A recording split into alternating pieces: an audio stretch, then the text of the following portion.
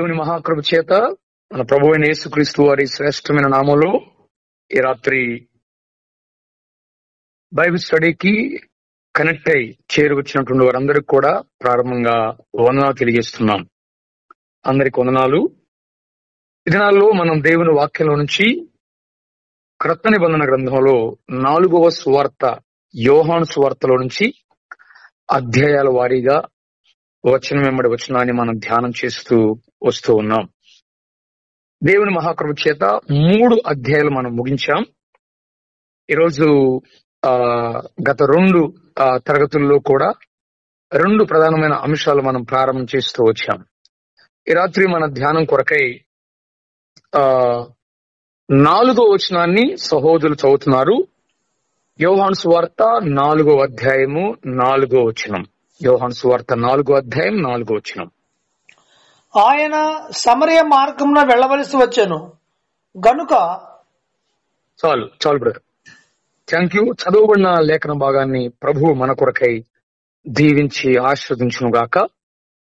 ప్రార్థన చేద్దాం. మరోసారి కృపలేని మా ప్రియ తండ్రి, రాత్రి నీ వాక్యం చుట్టూ మనం సమకూర్చినందుకే స్తుతిస్తున్నాం.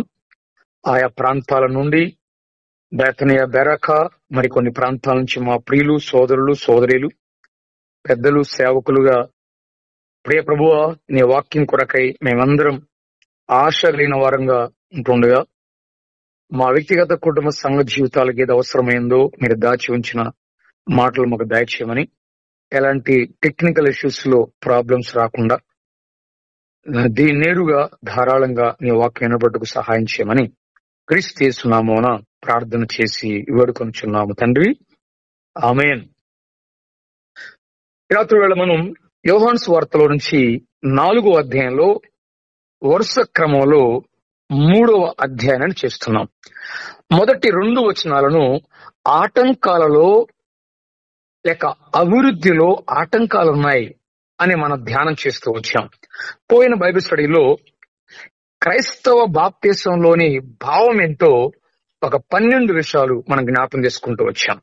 ఇప్పుడు యేసు ప్రభు వారు 4వ అధ్యాయంలో ప్రధానంగా ఆయన సమరయ పట్టణము, సమరయ మార్గము లేక సమరయ ప్రాంతానికి ఆయన వెళ్లి సమరయ స్త్రీతో ప్రభు ఏ విధంగా మాట్లాడి వ్యక్తిగతమైన స్వార్థ ద్వారా ఆయన నిజమైన జీవజలమును ఆమెకిచ్చి ఆమె జీవితాన్ని మార్చి ఆమె ద్వారా పట్టణమంతా కూడా ప్రభు దగ్గరకు వచ్చినట్టుగా, ప్రభు ఆ పట్టణస్థులే ప్రభు దగ్గరకు వచ్చి, అయ్యా ఆమె చెప్పిందే కాదు, మేము నేరుగా చూచి తెలుసుకుంటున్నాం నువ్వు నిజంగా లోక రక్షకుడు అని, ఇక మీద ఆమె చెప్పిన మాట మట్టి కాదు అని మరి 2 దినాలు మా దగ్గర నువ్వు ఉండని వారు బలవంతం చేసినప్పుడు 2 దినాలు యేసు ప్రభు వారు సమరయలో ఉన్నట్టుగా ఈ అధ్యాయం అంతా మనం చూస్తున్నాం.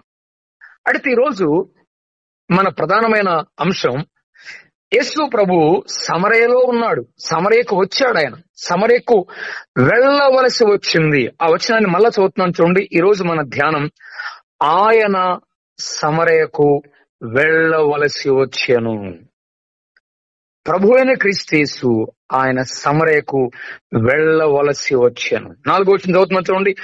ఆయన సమరయ మార్గమున వచ్చాను కాదు, వెళ్ళవలసి వచ్చాను. ఇది చాలా భావగర్భితమైనటువంటి పదం. ఇది చరిత్రలో చాలా అరుదుగా కనబడే పదం. అసలు యేసు ప్రభు వారు సమరయ మార్గమున వెళ్ళాడు అనేది కాదు, ఇక్కడ వెళ్ళవలసి వచ్చింది. వై? ఎందుకు? రండి రాత్రి యేసు ప్రభు ఎంతవరకు ఆయన యూదుల మధ్య మాత్రమే ఉన్నాడు, కానీ ఆయన ఈరోజు ఆ సమయంలో ఆయన సమరయ మార్గమున ఆయన వెళ్ళవలసి వచ్చింది. దీనిలోంచి ఈ రాత్రి ఎందుకు ఆయన సమరయ మార్గం వెళ్ళవలసి వచ్చింది, దానిలోని ప్రధానమైన పరిశుద్ధాత్మ దేవుడు నేర్పే పాఠం ఏంటో 7 మాటలు మీకు జ్ఞాపం చేయాలని ఇష్టపడుతున్నాను. ఇది క్రీస్తు ప్రభు వారి జీవితంలో ఒక పెద్ద ప్రణాళిక. ఆయన నిత్యత్వం నుండే సమరయ పట్ల ఆయనకున్న ఆలోచన ఇదిగో ఒక గడియలో నెరవేరబోతుంది. ఆయన సమరయ మార్గమున వెళ్ళవలసి వచ్చింది. ఆయన సమరయలోనికి వెళ్ళాడు. ఎందుకు? అదేం చూపిస్తుంది? రండి జాగ్రత్తగా. మనం చాలాసార్లు అనుకుంటాం నేను అక్కడికి వెళ్ళకూడదు అనుకున్నానండి, కానీ వెళ్ళాల్సి వచ్చిందండి అంటాము. అతనితో నేను మాట్లాడను, కానీ మాట్లాడవలసి వచ్చింది. అతను నేను చూడను, కానీ అతన్ని కాపాడవలసి వచ్చింది, ఆ సమయంలో అలా వచ్చింది అంటాం. దాని వెనుక ఏంటి? ఏదో ఒక ఒత్తిడి, ఏదో ఒక ప్రభావం ఉన్నట్టుగా మనం చూడగలుగుతున్నాం. అంటే యేసు ప్రభు వారు ఒక యూదుడై ఉండి, ఆయన యూదులకు మధ్య, ఈ యూదులకు సమరయులకు మధ్య సాంగత్యం లేదు. కొన్ని ఏండ్ల నుండి, కొన్ని వందల సంవత్సరాల నుంచి యూదులకు సమరయులకు మధ్య ఒక పెద్ద వివాదం ఉంది. వారికి సాంగత్యం లేదు, సహవాసం లేదు, సంబంధం లేదు, ఏ విధమైన పరిస్థితులు లేవు. ఎవరికి వారే దూరంగా వారి వారి సిద్ధాంతాలు, వారి వారి ప్రదేశాలు కట్టుకొని కొనసాగుతున్నారు. కానీ యేసు ప్రభు వారు ఏ యూదులు సమరయులను అసహించుకుంటారో వారి దగ్గరకు ఆయన వెళ్ళవలసి వచ్చింది. రండి త్వరగా 7 ప్రధానమైన మాటలు. నెంబర్ 1 చూడండి, అక్కడ 4వ వచనాన్ని మనం చదువుతున్నాను. ఆయన సమరయ మార్గమున వెళ్ళవలసి వచ్చాను. ఇంగ్లీష్ బైబిల్ చెప్పాడు he supposed to, he needed to go అని రాయబడింది. అంటే ఆయన సమరయ మార్గమున వెళ్ళాడు అంటే నెంబర్ 1 ఇది అవసరమును చూపుతుంది. It shows the great need. వాస్తవానికి యూదులకు సమరయులు అవసరం లేదు, యూదులకు సమరయులు అనవసరంగా జీవిస్తున్నారు. కానీ ఆయనకు సమరయులు అవసరం. ఆయనకు త్రోసివేయబడినవారు, నెట్టివేయబడినవారు, సాంగత్యం లేనివారు, వారు ప్రభువుకు అవసరం. ఈ రాత్రి వేళ ప్రియ సోదర సోదరి, ఆయనకు అందరూ అవసరమే. అపోస్తలుల కార్యములు 10:26 ఆయన కొర్నేలి అనే వాని ఇంటికి వెళ్ళాడు. అది వారు అన్యులు.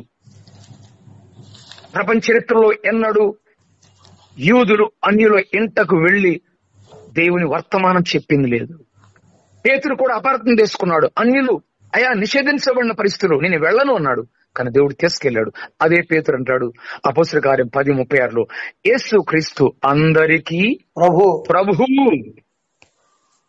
అంటే యేసు ప్రభు వారు సమరయకు వెళ్ళవలసి వచ్చిందంటే నెంబర్ 1 ఇది అవసరమును చూపుతుంది. ప్రియమైన సోదరుడా సోదరి, నీవు నేను కూడా మన జీవితంలో నేర్చుకునేది, ఈరోజు ఆ ప్రియ ప్రభువును మనం కలిగి ఉన్నామంటే నీవు నేను ఆయనకు అవసరం. ఆయన అనవసరం అనుకుంటే ప్రతివాడు నశించాలి, నశించిపోవాలి అనుకుంటే ఆయన నీవు నేను అనవసరంగానే ఉండేవారు. కానీ నీవు అవసరం, నేను అవసరం. ఆయన సమరయ వెళ్ళవలసి వచ్చిందంటే ఆయన సమరయులు ఆయనకు అవసరం.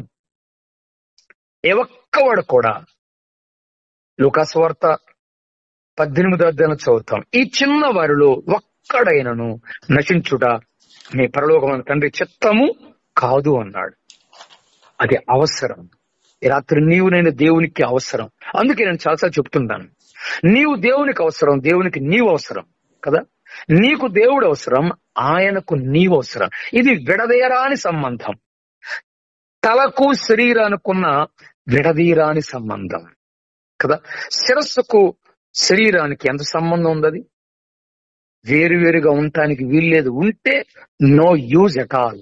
అంటే నీవు ఆయనకు అవసరం. నెంబర్ 2 చూడండి, అక్కడ ఆయన సమరయ మార్గమున వెళ్ళవలసి వచ్చింది. త్రోసివేయబడినవారు, దూరంగా ఉన్నవారు, సాంగత్యం లేదు, వెళ్ళవలసి వచ్చింది అంటే నిజంగా అది ప్రేమను చూపిస్తుంది. It shows the love of God. Love of God అంటే 2 మార్గాలు వేరైన స్థలానికి ప్రభు వెళ్ళాడు. అక్కడ ఈ మార్గం పోతేనేమో అటు యోర్దాను మీదుగా వెళ్ళి అటు దాటి మరలా దాటి గలిలేకి వెళ్ళాలి, అటు పైకి వెళ్ళిపోవాలి. కానీ ఇక్కడ ఆ 2 దారులు, ఇటు సమరేకు ఇటు మరొక ప్రాంతానికి వెళ్ళేటువంటి పరిస్థితుల్లో యేసు ప్రభు వారు అక్కడ మనం గమనిస్తాం. యేసు ప్రభు వారు ఏం చేశాడంటే ఆ మార్గంలో దేవుని వాక్యంలో మనం ఆయన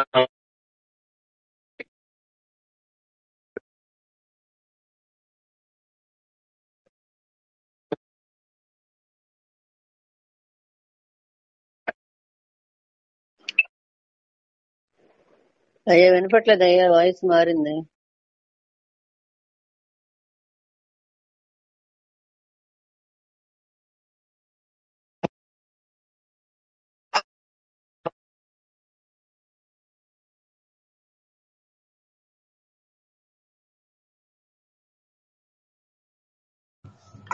అన్నకి సిగ్నల్ ప్రాబ్లం అండి. అదేలే.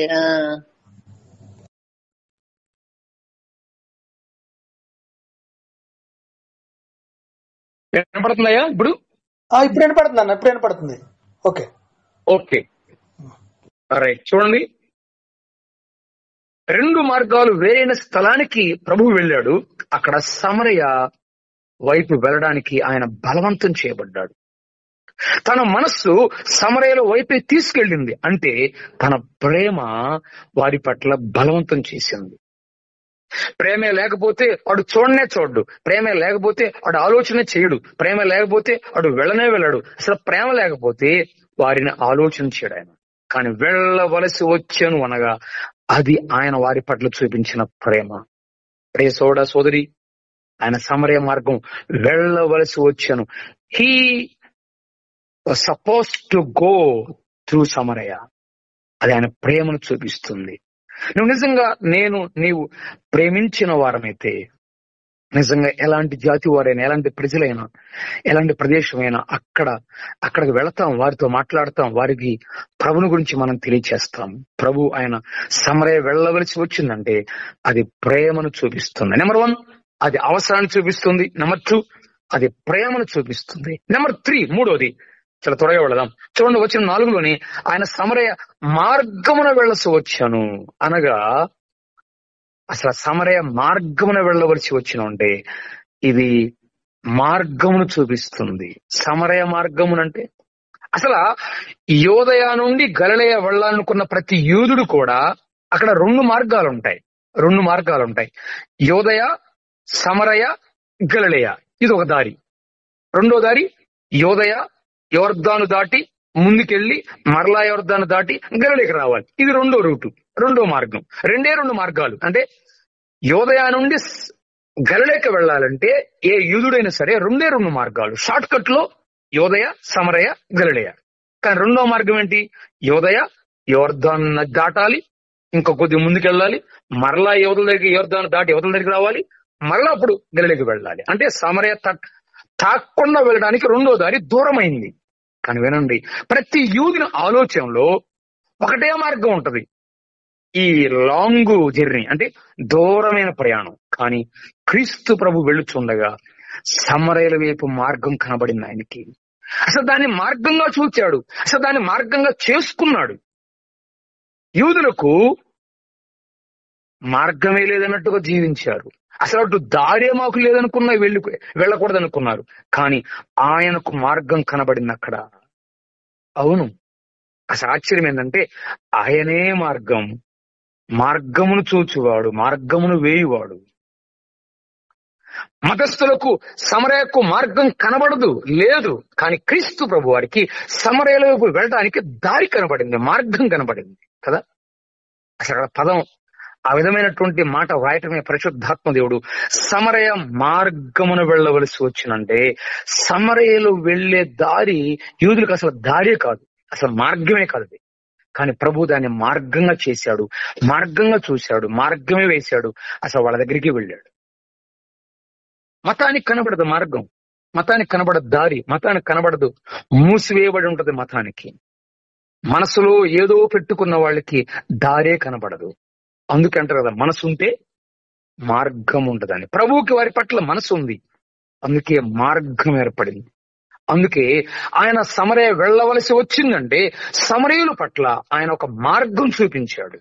ప్రేమన సోదరుడా సోదరి, నిజంగా నీకు నాకు మనసు ఉంటే దేని మీదైనా మార్గం కలుగుతుంది. ఒక అంటరానితనం వారుగా, దూరంగా విడిచిపెట్టబడిన వారుగా, సాంగత్యం లేని వారుగా ఉన్న సమరయుల పట్ల ప్రభు చూపించిన విషయం ఎంత విశేషమైంది. ఈ 4వ అధ్యాయం ముందున్న ఆ వచనాల్లో మనం చూడబోతున్నాం. సమరయ పట్ల ప్రభువుకున్న ఆ విశేషమైనటువంటి ఆ బాధ్యత ఆలోచించండి. ఒకటి, అది ఒక అవసరంగా చూశాడు. అది ఒక ప్రేమగా చూశాడు, అది ఒక మార్గంగా చూపించబడింది. నెంబర్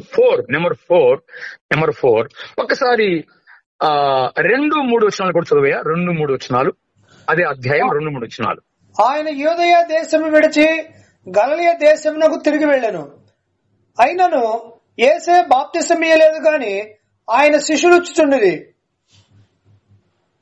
4వ వచనం. ఆయన సమరయ మార్గమున వెళ్ళవలసి వచ్చెను.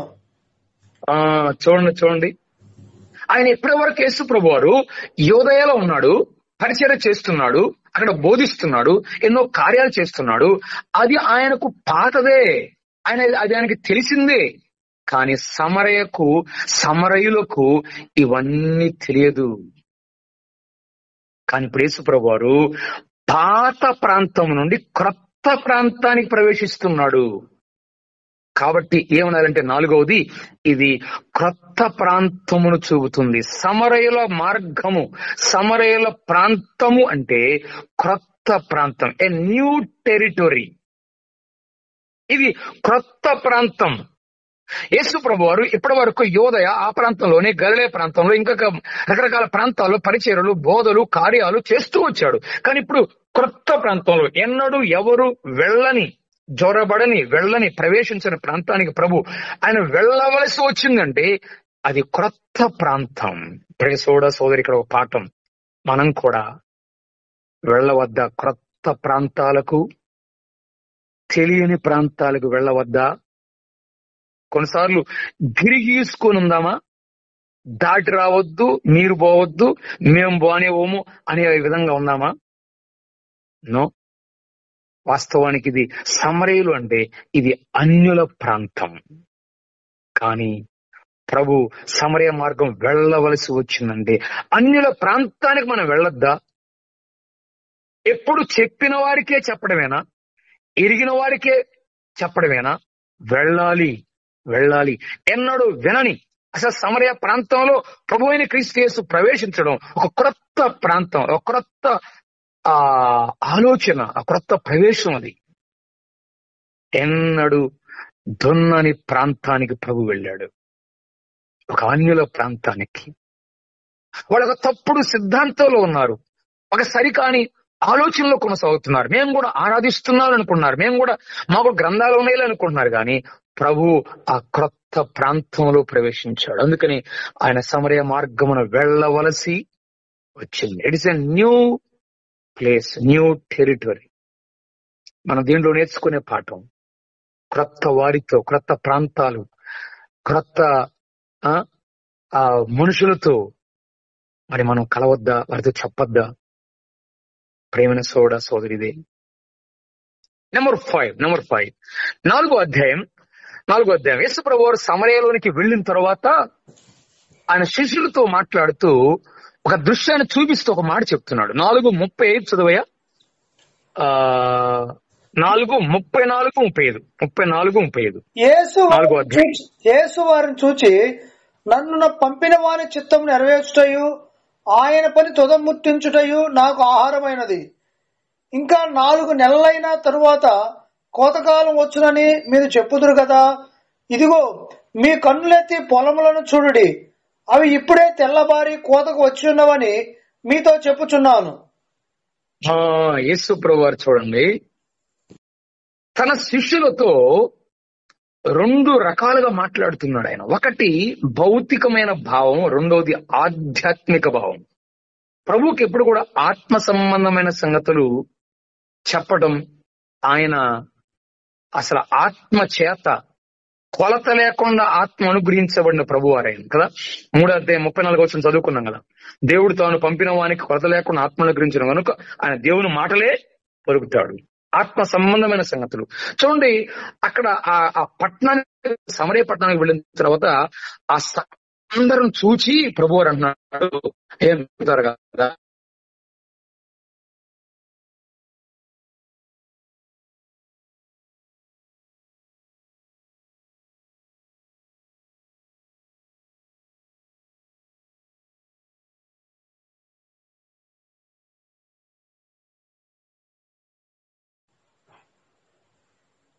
అన్నా మీ వాయిస్ వినిపించట్లేదన్నా. అంటే ఇక్కడ సమరయ వెళ్ళవలసి వచ్చిందంటే నెంబర్ 5 ఇది కోత కాలమును చూపిస్తుంది. It shows the harvest time.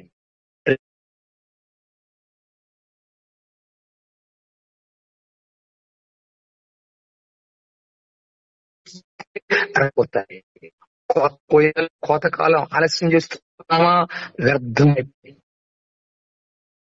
ఈరోజు ఒక రైతు పంటకు పొలం కోతకు వచ్చిందంటే మొట్టమొదటి చేయాలి, ఏం చేయాలి? చూడాలి పొలం. చూడండి, మీ కనులెత్తే పొలములను చూడుడి, అవి ఇప్పుడే తెల్లవారి కోతగా వచ్చి ఉంది. మీతో చెప్పుచున్నాను. కోతకాలం అనగా ఒక రైతు తను వేసిన పంటను కోయాలి అంటే, కోతకు వచ్చిందంటే ముందు ఆయన తన కళ్ళతో చూడాలి. చూచిన తరువాత నిర్ణయించుకుంటాడు కొయ్యాలా లేదా. అంటే ముందు సీయింగ్ అండ్ రీపింగ్, చూడటం, కోయటం. చూడుడి, కోతకాలము, కోయుడి. ఎస్, కోతకాలం. అనేక మంది వ్యక్తులు రాలిపోవడానికి, జీవితాలు ముగించుకోవడానికి సిద్ధంగా ఉన్నారు. తెల్లవారి ఉన్నారు.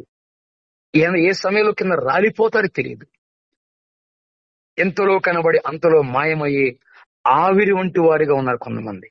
అదిగో సమరయ పట్టణంలో ఉన్న ఆ సమరయ స్త్రీ కాని, ఆ గ్రామస్తులు గాని అనేకులు రావడం చూసి సరైన సమయంలో ప్రభు చెప్తున్నాడు, ఇదిగో కోతకాలం ఆలస్యమైందా, వ్యర్థమైపోతాయి, వ్యర్థమైపోతాయి.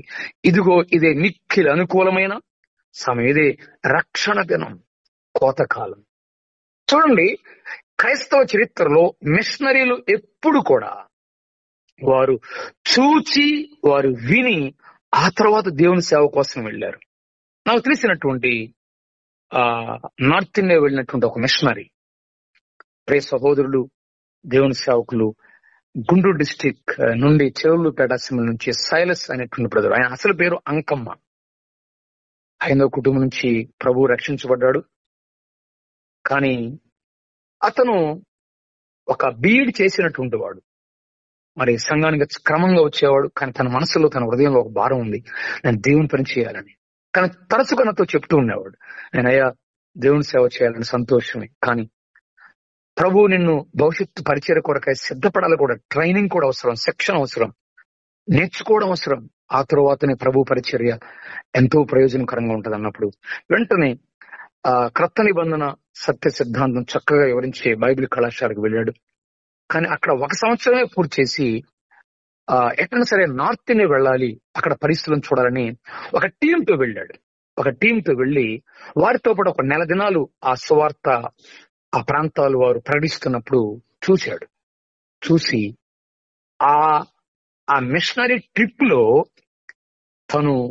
తనతో ప్రభు మాట్లాడాడు, అయ్యో ఈ ప్రజలు ఎంత భయంకరమైన విగ్రహారాధన ఉన్నారు, అసలు ప్రభు ప్రేమ అంటే వారికి తెలియదు, యేసు ప్రభు అంటే తెలియదు అని ప్రభావితుడై, మరి భారంతో నింపబడిన వాడై, ఆ ప్రజల యొక్క అవసరం తెల్లబారినవని తెలుసుకున్న అనుభవంలో వెంటనే తిరిగి ఇంటికి వచ్చి ఎవరికి చెప్పకుండానే ఆ ప్రాంతానికి వెళ్ళిపోయాడు. ఆ ప్రాంతానికి వెళ్లి ఒక సైకిల్ తీసుకొని, ఒక చిన్న రెంట్ హౌస్ తీసుకొని, ఒక సైకిల్ తీసుకొని కొన్ని గ్రామాలు, దాదాపు తను లెక్క చెప్పిన ప్రకారం అయితే దాదాపు 100 పైబడి గ్రామాలు, రోజుకొక 2-3 గ్రామాలు వెళ్ళటం, కరపతిని పంచడం, వారితో వచ్చి రాని హిందీ మాట్లాడడం, గ్రామీణ హిందీ భాష నేర్చుకోవడం.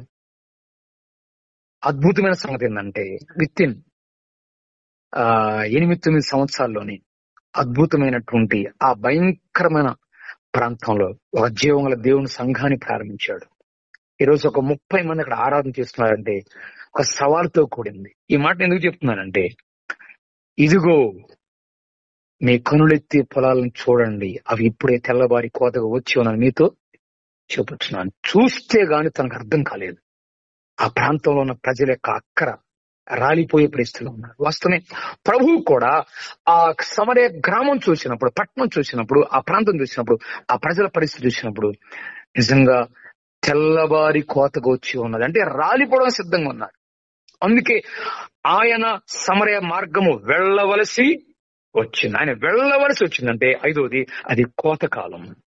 ప్రేసోడ సోదరి, నీవు రక్షించబడ్డామంటే తెలుసా, సరైన సమయంలో ప్రభు మనల్ని పట్టుకున్నాడు.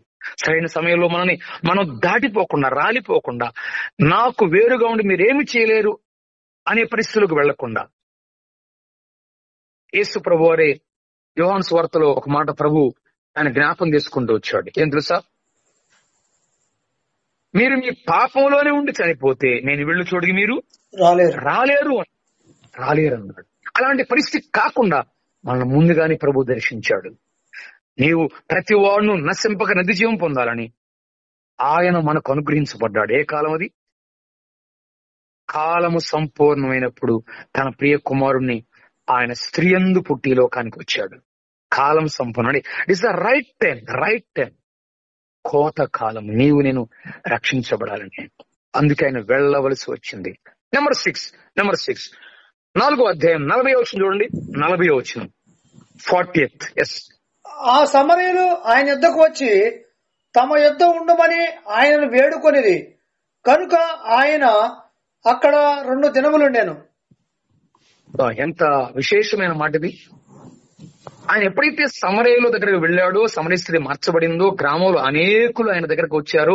వారు ప్రభువుని ఎరిగారు. అయ్యా, నీవు లోకరక్షకుడివి, యూదుల రక్షకుడు మాత్రమే కాదు, నీవు లోకరక్షకుడు మేము తెలుసుకున్నామని చెప్పిన తర్వాత వాళ్ళు చేయబడుతున్నారు తెలుసా, ఆయన వద్దకు వచ్చి తమ యొద్ద ఉండుమని వేడుకుంటున్నారంటే బతిమలాడారు. అయ్యా, నువ్వు మెస్సియావి, నువ్వు మా దగ్గర ఉండాలయ్యా అని వేడుకున్నారు. కనుక ఆయన అక్కడ 2 దినాలు ఉన్నాడు. 2 దినాలు అన్నాడు. చూడండి, 6వది, ఇది ఒక ప్రణాళికను చూపిస్తుంది. It shows the plan of God కదా. అసలు ఆయన భూలోకంలోనే 33 సంవత్సరాలు మాత్రమే ఉన్నాడు. అవునా? 30 సంవత్సరాల వయసు వరకు ఆయన మౌనంగా ఉన్నాడు. 30వ సంవత్సరం తర్వాత ఆయన బహిరంగ పరిచర్య ప్రారంభించాడు. 3.5 సంవత్సరాలు భూలోకంలో ఆయన పరిచర్య చేశాడు.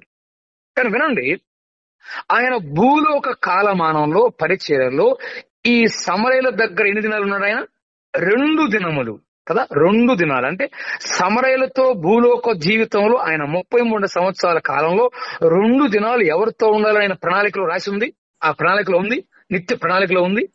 2 days సమరయులతో. అది అనుకోకుండా జరిగింది కాదు, ఆకస్మికంగా జరిగిన ఆలోచన కాదు అది. ఆయన సమరయ వెళ్ళవలసి వచ్చిందంటే it is the eternal plan of God. యూదులు 2 నిమిషాలైనా చూడరు ఎవరిని? సమరయుల్ని. 2 నిమిషాలైనా వారిని పలకరించరు. కానీ ప్రభు అయిన క్రీస్తు యేసు వారి మధ్య 2 దినాలు ఉన్నాడు అంటే it is not a sudden plan, it is a eternal plan of God. ఒక ప్రణాళిక. సమరయులు ఎంత సంతోషించారో. నేను అనుకున్నాను ఆ రోజు యేసు క్రీస్తు 2 దినాల కూడికలు కదా మనం అంటాం కదా. యేసు క్రీస్తు సువార్త మహాసభలు 2 దినాలు, సమరయుల మధ్య 2 దినాలు జరిగినాయి. అసలు స్పీకర్ ఎవరక్కడ? బోధకుడు ఎవరు? సాక్షాత్తు ప్రభువే.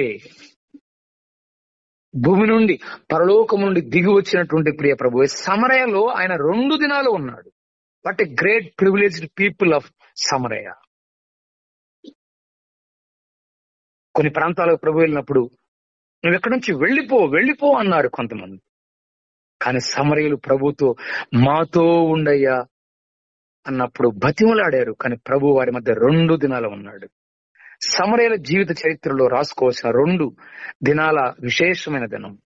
ప్రియమైన సోదర సోదరి, ప్రభు వారితో ఉన్న సమయం నేను అనుకుంటున్నాను వారికి ఉన్న అసలు ఆ 2 దినాలు ఏ అంశాలు ప్రభు వారితో మాట్లాడాడో, ఎంతగా వారి క్రమంగా వారితో ప్రభు శిష్యులను వెంట పెట్టుకుని సమరయులతో మాట్లాడాడో.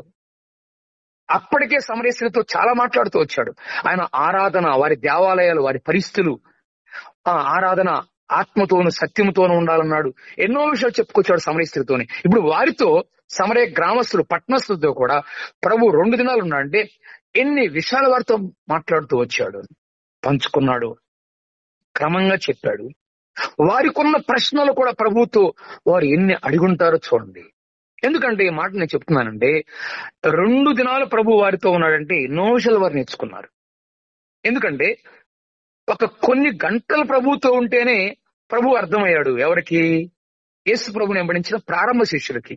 చదువయ్యా మొదటి అధ్యాయం 39వ వచనం. మొదటి అధ్యాయం 39వ వచనం. 39. వచ్చి చూడడని ఆయన వార్త చెప్పగా వారు వెళ్లి ఆయన కాపురం ఉన్న స్థలము చూచి ఆ దినము ఆయన యొద్ద బస చేసిరి. అప్పుడు పగలు రమారమి 4 గంటల వేళ ఆయను. చూసారా? యాక్చువల్లీ 2 శిష్యులు యోహాను శిష్యులు. ఎవరెవరంటే అంద్రేయ, ఈ గ్రంథకర్త అయినటువంటి యోహాను. అంద్రేయ, ఈ గ్రంథకర్త అయిన యోహాను. వాళ్ళిద్దరు కూడా గ్రంథకర్త తన పేరు రాసుకోలేదు. ఈ యోహాను, అంద్రేయ ఇద్దరు కూడా బాప్తిస్మిచ్చి యోహాను యొక్క శిష్యులు. కానీ వారు యేసు ప్రభు ఈ బాప్తిస్మిచ్చి యోహాను ఏమనంటే ఇదిగో దేవుని గొర్రె పిల్లని ప్రభు వైపు చూపించాడు, ఆయన వెంబడించను అన్నాడు. వెంటనే వాళ్ళిద్దరూ యేసు ప్రభుని వెంబడించడం ప్రారంభించాడు. వెంబడిస్తుంటే యేసు ప్రభు వెనక్కి తిరిగి మీరేమి ఎదుగుతున్నారయ్యా అని అడిగాడు. ఓ బోధకుడా, నువ్వు ఎక్కడ కాపురం ఉన్నావయ్యా అన్నాడు. అనగా యేసు ప్రభు అన్నాడు, వచ్చి చూడండి అన్నాడు. అంతే. ఇక వారు వెళ్లారు. ఆయన కాపురం ఉన్న స్థలం చూచి ఆ రోజు ఆయన దగ్గర వారు ఉన్నారు. అది సుమారు 4 గంటల వేళ. చూడండి, మొట్టమొదటిగా ప్రభుతో అంద్రేయ, యోహాను వారు ప్రభుతో కలిగిన మొట్టమొదటి సహవాసం, సంబంధం గ్రంథంలో రాసుకోకుండా ఉండలేకపోయాడు యోహాను. ప్రభుతో మొట్టమొదటి కలిసిన ఆ అనుభవం, ఆ సహవాసం మరువలేనిది. వారి జీవితాన్ని మార్చివేసి, ఎందుకంటే లోక పాపను మోసుకొని పోయే దేవుని గొర్రెపిల్ల దగ్గరకు వచ్చారు. వారి పాపం తీసివేయబడింది, క్షమించబడింది, రక్షించబడ్డారు. మెస్సియాను కనుక్కున్నామన్నారు. ఏమన్నారు? మేము మెస్సియాను కనుక్కున్నామని 41వ వచనంలో అంద్రేయ సాక్ష్యం ఇచ్చాడు. We found the Messiah. చూశారా?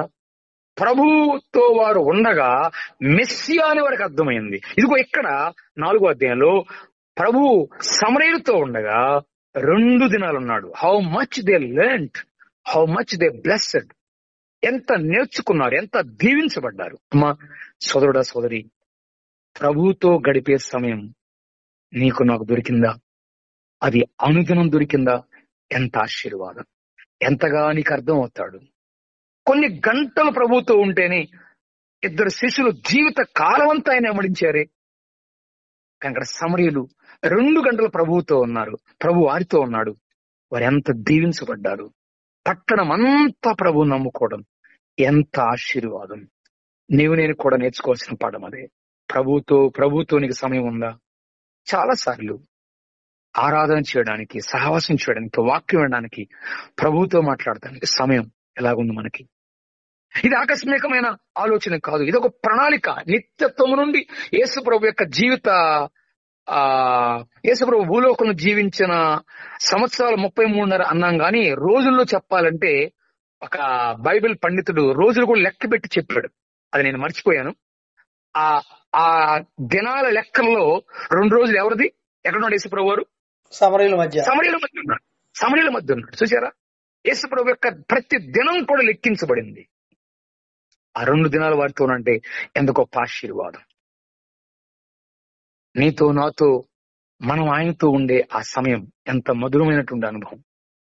అనేకమైన విషయాలు ప్రభుతో ఉండి నేర్చుకోవడం ఎంత ఆశీర్వాదం. ఆయనతో ఉన్నవారు ఎన్ని నేర్చుకున్నారు ప్రభుతో ఉండి. ఆయన శిష్యులు 3.5 సంవత్సరాలు ప్రభుతో గడిపారు, ప్రభుతో తిరిగారు, ప్రభుని వెంబడించారు.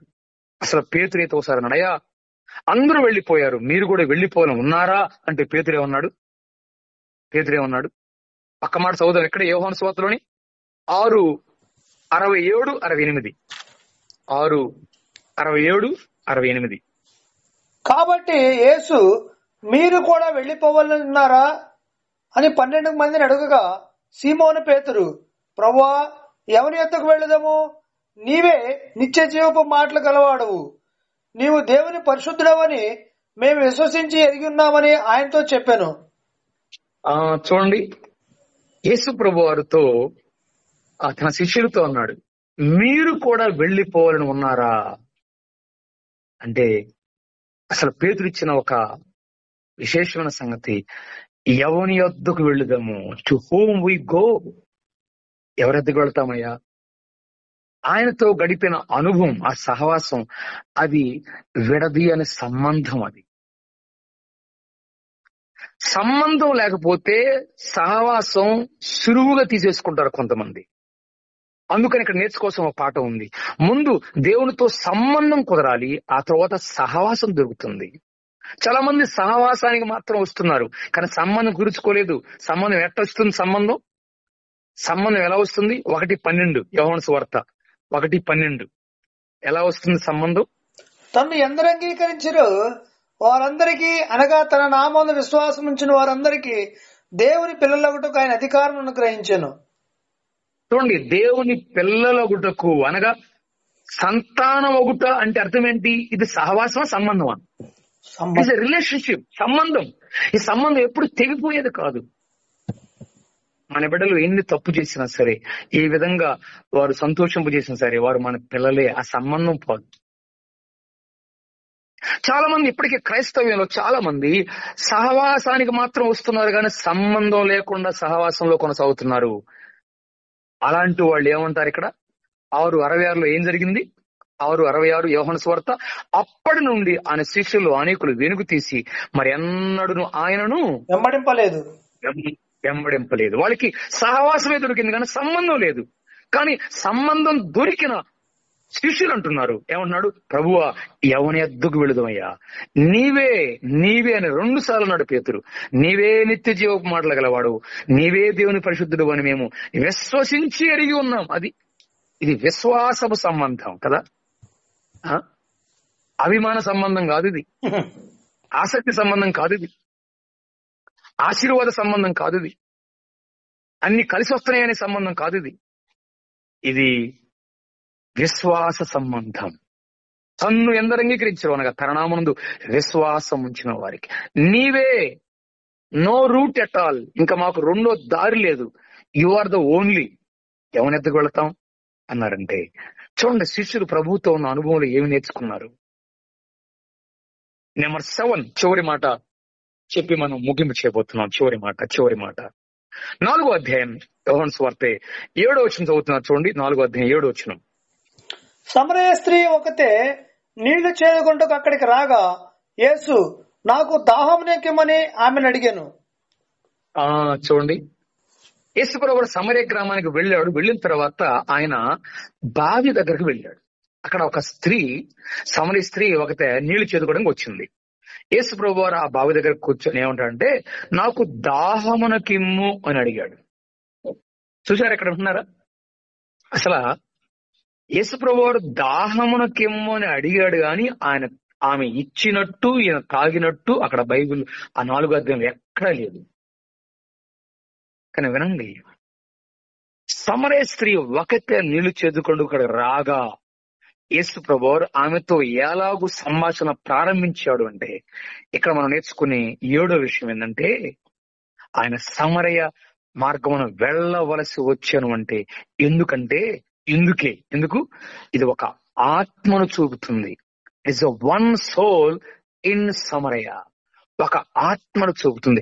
ఎందుకు వెళ్ళవలసి వచ్చింది అంటే, ఒక ఆత్మ ఉంది అక్కడ. ఎవరు?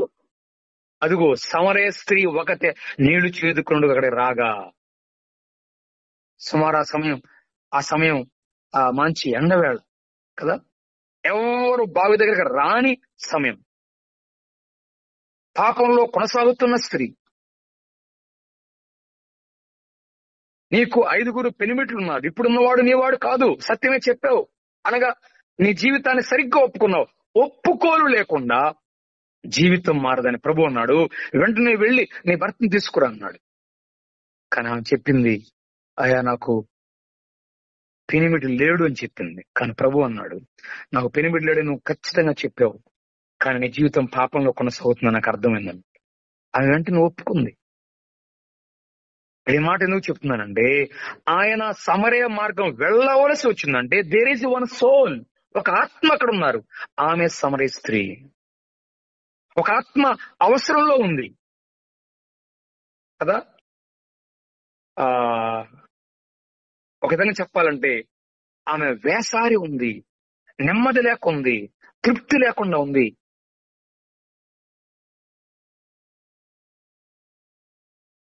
తృప్తి లేకుండా ఉంది, ఆమె భయపడుతూ ఉంది. కానీ ప్రభు ఆ మార్గమును వెళ్ళవలసి వచ్చిందంటే ఆమె కొరకైన వెళ్ళాడు. ప్రభు ఆమెను మార్చగా, ఒక 2వ వచనం చదువుకుందాం చూడండి. ఆమె ఏమంటుందో చూడండి, 28వ వచనం. ఆ స్త్రీ తన కుండను విడిచిపెట్టి ఊరిలోనికి వెళ్ళి, మీరు వచ్చి నేను చేసినవని నాతో చెప్పిన మనుషుని చూడుడి, ఈయన క్రీస్తు కాడా అని ఊరి వారితో చెప్పింది. చూడండి, మీరు వచ్చి చూడండి, నేను చేసినవని నాతో చెప్పాడు ఈ మనుషుడు. నా పాపాన్ని బయట పెట్టినోడని కాదు ఆమె భావం, నా జీవితాన్ని చూపించాడు, నా జీవితాన్ని మార్చాడు అని అర్థం.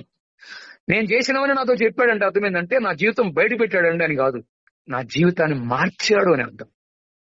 కానీ ఇప్పుడు కొద్ది సమయం అయిన తర్వాత అక్కడ రాయబడింది చూడండి, 39వ వచనం.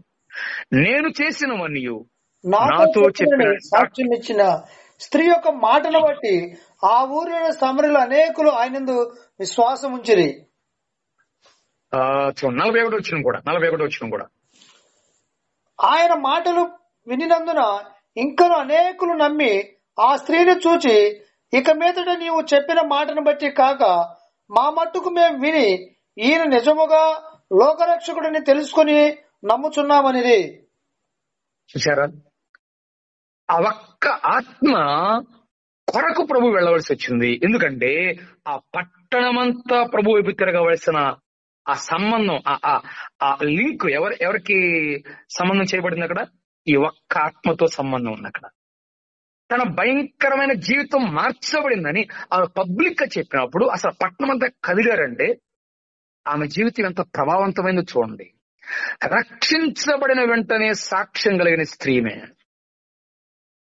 ఈరోజు రక్షించబడిన వెంటనే మన సాక్షి జీవితాలు ఎంతవరకు ప్రభావం తీసుకొస్తున్నాయి. ఒక పట్టణాన్ని మార్చింది ఒక స్త్రీ.